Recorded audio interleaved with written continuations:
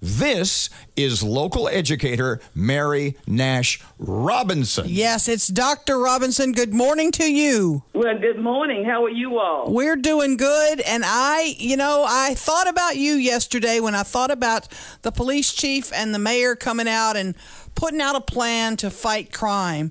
And then I thought there's a huge component of this that we really need to include, and that is a generation of young people that need to be better parents. You're a retired educator, but now you're focusing on putting on parenting classes. Tell us what you're doing and what kind of impact you're having, though. Right now, I believe it's in the early stages, right? I am.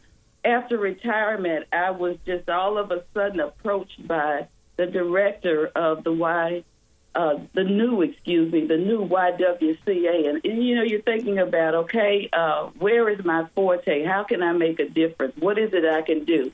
And when she inquired about parent education, I thought, okay, I'm a parent. I've raised 3 grown children, and I've been an educator of 43 years.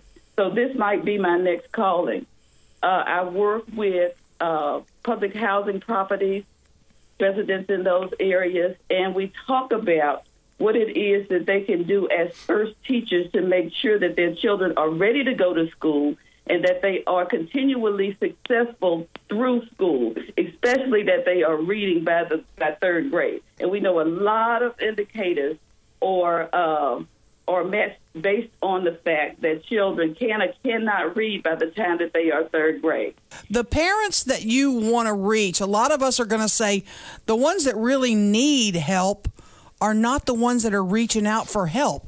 How do we get to those? Oh, that's a proverbial question, And when we spoke yesterday, you might have noticed that there was some discernment. I mean, I was really disheartened by the fact that you make all of these preparations and you show up at a community center with all of these great resources, and the persons who are right next door to the community center who need these resources do not show up to take advantage of it. So I had a conversation with some of the Shreveport Housing Authority staff, and I said, maybe we need to kind of rethink this, as opposed to us sitting at a table and saying, these are some things that we can do for you. Maybe we need to reverse the order and sit at the table and you tell us, because you are closer to the situation, you tell us what it is that we can do to help the folks that you service. Great resources available to them. And the truth of the matter is I'm never looking for large numbers. If I can just impact a few, then I can get some kind of satisfaction from that. But yesterday was real discerning because I did not have at least one taker. Miss Mary, I know a young lady, and she just completed her first year teaching 1st grade at a Caddo Parish school. She's 22 years old, and she told me there are at least three students' moms in her class who are younger than she is. Isn't that part of the problem? Is kids having kids?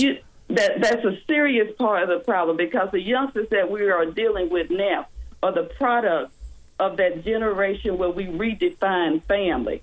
The roles are convoluted, or there are no roles. They're not taught per se appropriate behavior. They're given the freedom to do whatever, whenever, however. And these are the children that we now have in classrooms and schools, and they're just not. When they leave the home, when you open the doors and you let them outside, then the very same things that go on in the home, where they're not respectful of parents, they don't know how to handle freedom, they don't know how to handle failure, they don't know how to handle success, they don't have any responsibilities, they do whatever these are the children now. These are the children that are now in our classroom, and they're just difficult to deal with because most educators are not prepared to deal with that kind of dynamic. Miss Mary, you said redefine family. Wouldn't we be better off if, instead of using that liberal lexicon of redefine family, if we used a more traditional, the family has unraveled? The family has been unraveled, yes. The family is where you learn, you're nurtured, where at least it used to be, where you are nurtured, where you taught appropriate behavior. Appropriate behavior is modeled for you. You're given ushered out some responsibilities and you taught how to deal with certain things. And that just it doesn't happen anymore. Some people call it progress, but sometimes the progress does not, does not function for the betterment of people. And I don't really know how to fix it. It's just that I get up every morning and I try to, okay, what can I do today to see what I can. Is there a family that I can help? Is there a family that I can save? Is there a family are there some young people I can talk to about what is going on with children? What can I ask you this? So many now in these shootings and these violent episodes, they're people who know each other, they're loved ones. How do we change how they react to conflict? Can we turn back the clock? It's frustrating. I know it is for you. It's seriously frustrating, and I don't know that we can turn back the clock. They have no coping skills. And I was talking about this morning with my husband, you're so into the social media. When you talk about respect for lives, the shootings and things, when you're playing a video game, if you destroy a character today or this minute as you're playing the game, when you go back and turn that same thing on, that character reappears. But that's not real life. That is not real life. That's not how it works. And we've got to work with the mindsets of folks. There's some permanence to behavior, consequences to behavior, and these consequences are real. Well, is more police the answer?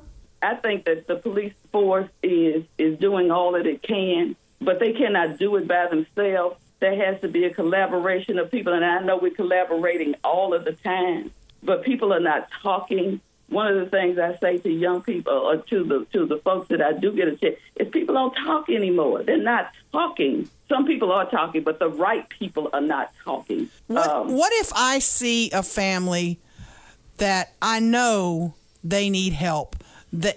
You can't just call and say these people need help. How do we help in our community? I mean, I'm like you. I wake up every day and I think, is there something I can do today to help? You know what? But you can call and say this family needs help. Let me tell you what I've learned about the nonprofits in this city. There is not a need that exists in this area that somebody is not willing to service. If you just pick up the phone and say, I'm in a crisis and I don't know what to do, I don't know of anybody who's going to say to you, we don't do that here. They're going to refer you to somebody, get you somewhere. And it may not be the panacea to fix what's going on with you, but it is a start to get you on a path to help. And it's not going to be the kind of help where we're just going to get you out. We're going to teach you how to work yourself out. Yes, you can get on the phone and say, I just don't know what to do with this. Somebody's going to help you. And I don't think people understand that, or they don't trust the fact that that's going to happen.